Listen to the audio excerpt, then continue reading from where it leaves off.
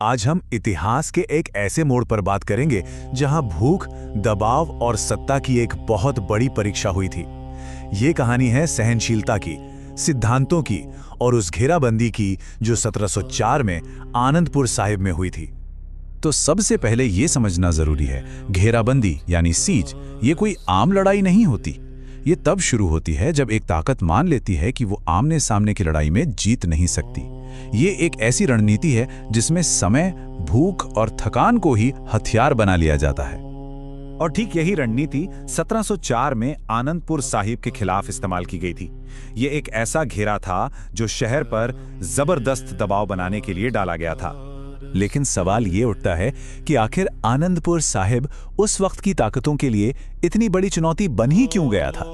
देखिए, इस घेराबंदी को समझने के लिए हमें यह मानना होगा कि लड़ाई सिर्फ जमीन की नहीं थी, लड़ाई थी विचारधारा की। तो देखिए, दो अलग अलग दुनियाएं थीं। एक तरफ थी शाही व्यवस्था, मतलब मुगल साम्राज्य, जहां सब कुछ जन्म से तय होता था, आपकी पहचान, आपकी हैसियत। और दूसरी तरफ था खालसा दर्शन, जो कहता था कि इंसान की पहचान उसके जन्म से नहीं बल्कि उसके कर्म से बनती है, जहां फैसले डर से नहीं विवेक से लिए जाते हैं। अब आप सोचिए, औरंगजेब के लिए यह सिर्फ कोई छोटा मोटा विद्रोह नहीं था, यह तो सत्ता की पूरी बुनियाद पर ही सवाल था। लेकिन कहानी में एक और मोड़ है। मुगल साम्राज्य इस लड़ाई में अकेला नहीं था।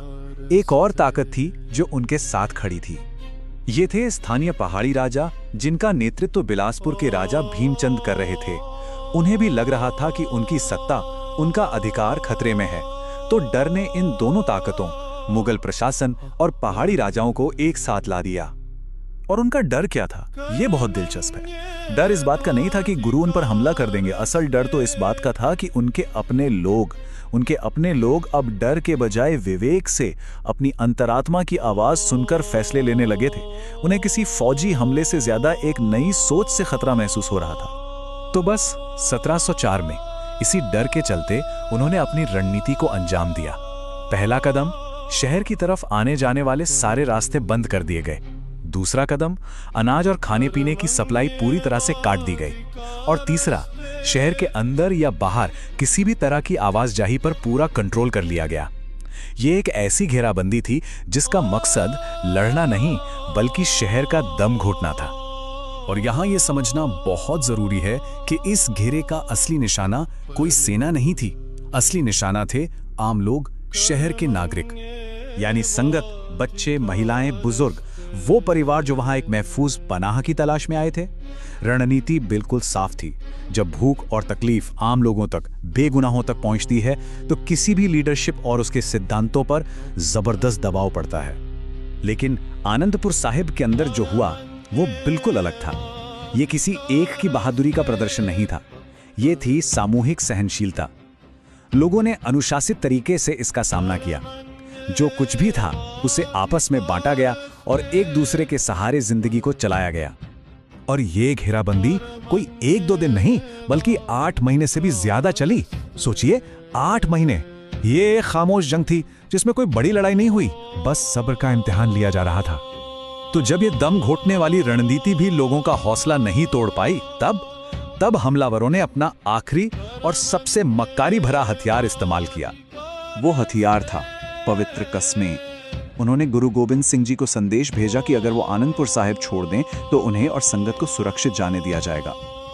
और इस बार ये सिर्फ खोखले वादे नहीं थे, इसके साथ उन्होंने पवित्र शपथें भी भेजी। ये कोई मामूली कस्में नहीं थी। मुगल अधिकारियों ने कुरान की कसम खाई और पहाड़ी राजाओं ने अपनी पवित्र गाय की। साथ में लिखित आश्वासन भी दिए और भरोसा दिलाने के लिए इन कस्मों को बार बार दोहराया गया। अब जरा सोचिए, ये कैसी दुविधा थी। एक तरफ आनंदपुर में रुके रहने का मतलब था अपने लोगों को, बच्चों को भूख से मरते हुए देखना, और दूसरी तरफ उन दुश्मनों की कस्मों पर भरोसा करना था जिन पर यकीन करना नामुमकिन था। ये एक बहुत मुश्किल नैतिक फैसला था। तो जब आनंदपुर छोड़ने का फैसला लिया गया तो वो कोई हार या राजनीतिक समझौता नहीं था। वो फैसला था संगत को बचाने का, बेगुनाह लोगों की जान बचाने की एक कोशिश। वहां से निकलना बहुत खामोशी से हुआ। कोई जश्न नहीं था, क्योंकि घेराबंदी असल में खत्म हुई ही नहीं थी, बल्कि इतिहास अब अपने सबसे खतरनाक और विश्वासघाती मोड़ पर पहुंच रहा था। जब भूख भी किसी का हौसला ना तोड़ पाए तो सत्ता कस्मों का सहारा लेती है और फिर उन्हें तोड़ देती है। ये एक ऐसी हकीकत है जो हमें सत्ता के चरित्र के बारे में बहुत कुछ सोचने पर मजबूर करती है और यहीं से उन दुखद घटनाओं की शुरुआत होती है जो इसके बाद हुई।